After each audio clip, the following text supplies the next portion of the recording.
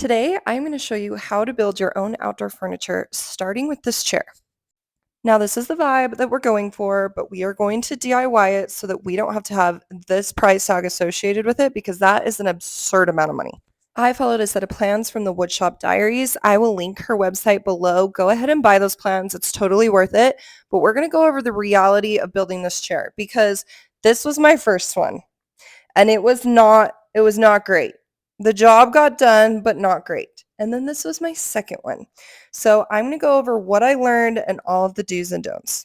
All of the lumber for this project cost me a whopping $55, and then it was about another $50 for the screws and the wood glue needed, but I will be able to use those for the additional couch and chair that I'm building. And in case you're new here, these two are the real star of the show.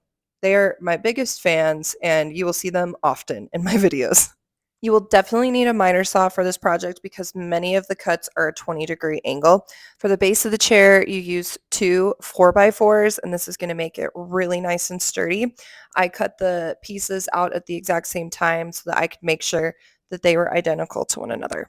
Now, since I don't have all of the fancy equipment like a lot of the DIY YouTubers do, I'm going to show you the reality of doing this project if you don't have one of those wood strippers, I think is what they're called. But if a company wants to send me one, I would be happy to take one.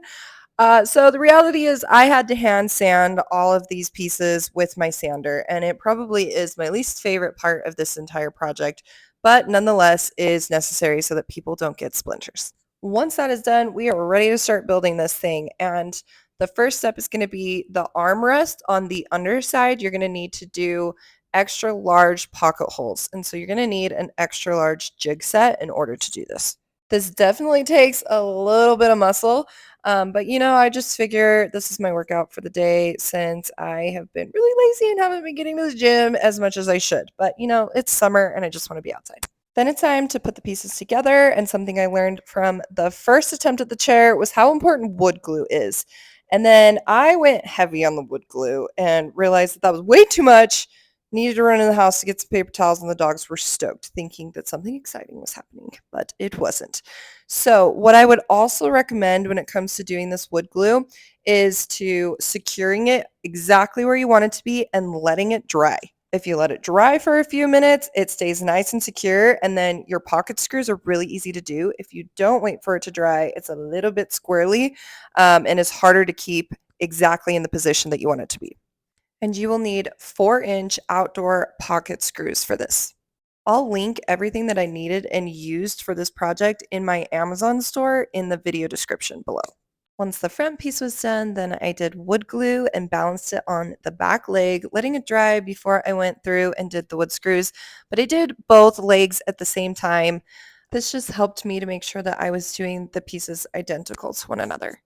Okay, moving on to what I think is actually the hardest piece of this entire project, and it is the middle piece of each leg.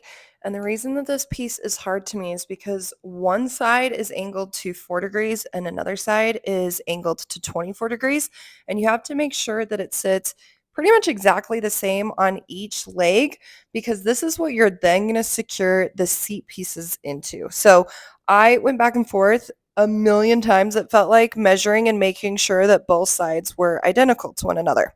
Then same as the base pieces, I used wood glue to glue them together first so then that the pocket hole screws were easier to do.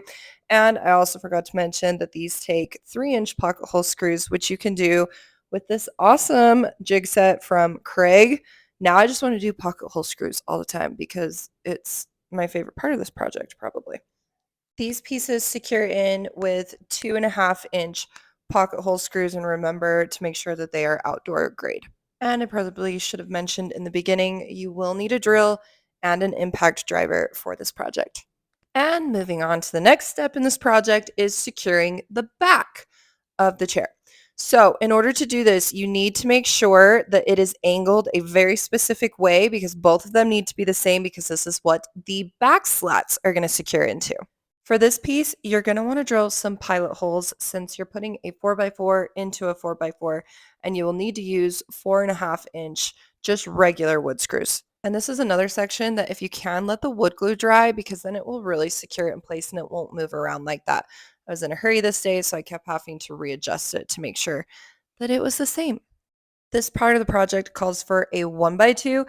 Now that I've done the project, I actually would recommend doing a 2x2 for this part. As far as placement goes, just make sure that you have enough room for the 2x4 to be on the front of the chair. And then I went ahead and did 3 pilot holes and then secured it with just the 2.5-inch wood screws. This is what at the end of the project you're going to screw the slats that you lean against on the chair into.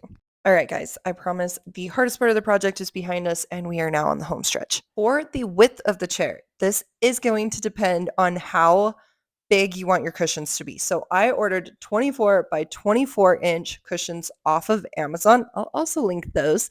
In the building plans from the Woodshop Diaries, she actually shows the measurements at 23 and a half, but my cushions measured out at truly 24 inches. So take that into account, and then you can decide how long you want your middle section of the chair to be. That being said, you are going to cut out 5 pieces of the 2x4, sand them down, and then do pocket holes in each of those.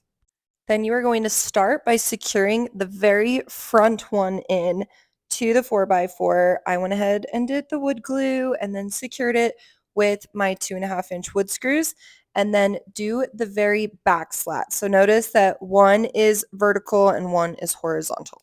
Then also, just for reference, this is something I didn't do with chair number 1, which is why I think it was so screwed up. I made sure that both of the legs were exactly identical. As you can see, they are perfect. So once that is done, then you can go ahead and set the chair on top of the other leg. I was also building this during the Olympics, so I kept getting hella distracted in the middle of this project, which is probably why it took me several days in order to finish this. Once you have your chair perfectly lined up, you can go ahead and do your 2.5-inch screws. And just like that, you have an entire base of a chair done. And I would recommend pulling it off of your workspace at that point in time because now it's starting to get pretty heavy. Then you're going to secure the remaining 3 slats, and this is the base of your chair. I just went ahead and eyeballed this and just kind of marked where I wanted each of the slats to be. Once you have one side secured, you can flip it over and then secure the other side with your 2.5-inch pocket hole screws. For the backrest of the chair, I would wait until this part is done and then go ahead and measure to see how long each of the slats are going to need to be, because it is possible that at the very top it might be a little bit wider than at the very bottom.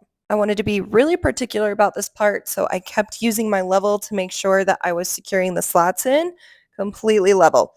With this section, it is kind of difficult because you need to do pilot holes in order for the 2.5-inch just regular screws to screw into that 1x2 section. And you got to be really careful to make sure that it is far enough on the outside, but it doesn't split the 1x2. That's why I would go ahead and use a 2x2 for that back section. And this is when I'm grateful for my volleyball court lights, because I'm able to continue working on my projects even when it's dark. And the moment we've all been waiting for, this is the final product. I'm really happy with how my second attempt at this chair turned out, but I do need your guys' help with something. I cannot decide what color to stain it. I am torn between staining it black or having it a natural wood color. And just for reference, this is what it looks like with the cushions on. So I think I'm leaning towards a natural wood color, but please let me know what you think would look best in the comments. I'm stoked with how this turned out. I think it's really going to elevate my outdoor space, and it was only around $100.